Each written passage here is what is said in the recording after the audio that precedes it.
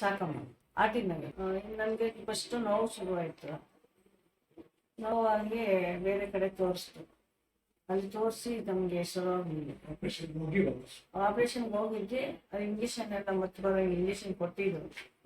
ಕೊಟ್ಟ ಮೇಲೆ ಆಮೇಲೆ ನೋಡ್ಬಿಟ್ಟು ಡಾಕ್ಟ್ರು ಇಲ್ಲಿ ಆಗಲ್ಲ, ಬೇರೆ ಕಡೆಗೆ ಹೋಗ್ಬಿಟ್ಟು ಆಮೇಲೆ ಇಲ್ಲಿಗೆ ಬಂದು ಬಂದಮೇಲೆ ಪರವಾಗಿಲ್ಲ. ಡಾಕ್ಟರ್ ಹತ್ರ ಮಾತಾಡಿ ಹಿಂಗೆಲ್ಲ ಮಾಡಿಸ್ಕೊಂಡು ಪರವಾಗಿಲ್ಲ.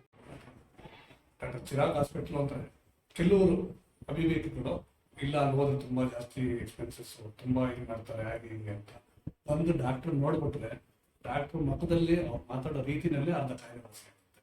ಜೊತೆಗೆ ನಮ್ಗೆ ಏನೇ ತೊಂದರೆ ಇದ್ರು ಹತ್ರ ಹೇಳ್ಕೊಟ್ರೆ ತುಂಬ ಸ್ಪಂದಿಸ್ತಾರೆ. ಇಂಥ ಡಾಕ್ಟ್ರು ನಮ್ಮಂಥ ಬದಲಿಗೆ ಬೇಕಿದೆ. ನಮಸ್ಕಾರ. ಈಗ ನಮ್ಮ ತಾಯಿಯವರು ಸಾಕಮ್ಮ ಅನ್ನೋರು ತುಂಬ ಪೇಷೆಂಟು. ಅವರು ಒಂದು 4 months ಬ್ಯಾಕಿಂದನೂ ನೋವು ಮೋಷನ್ ಆಗುತ್ತೆ. ಅವ್ರು ಆಪ್ರೇಷನ್ಗೆ ಎದುರ್ಕೊಂಡು ತುಂಬ ಇದು ಮಾಡಿಕೊಂಡು ಜಾಸ್ತಿ ಮಾಡ್ಕೊಂಡು ಪೇಯ್ನ್ ತುಂಬ ಜಾಸ್ತಿ ಆಗೋಕ್ಕೆ ಮನೆ ಹತ್ರ ಅಂತ ಇದ್ರು ಅದು ಹೋಗಿದ್ವಿ. ಅಲ್ಲಿ ಏನು ತೊಂದರೆ ಇಲ್ಲ, ನಾವು ಮಾಡ್ತೀವಿ ಆಪ್ರೇಷನ್ ಅಂತೇಳಿ ದುಡ್ಡು ಕಟ್ಸ್ಕೊಂಡು ಆಪ್ರೇಷನ್ ತೆಗೆದು ಹೋದ್ವಿ. ಅಲ್ಲಿ ಇಲ್ಲ ಆಗೋದಿಲ್ಲ ಅಂತ ಹೇಳಿ ನೀವು ಬೇರೆ ಕಡೆ ಎಲ್ಲರೂ ತೋರಿಸ್ತೀವಿ. ಕೊನೆಗೆ ಆವಾಗ ನಮ್ಗೆ ಏನು ದಿಕ್ಕೆ ತೋರಿಸಿದ್ರು.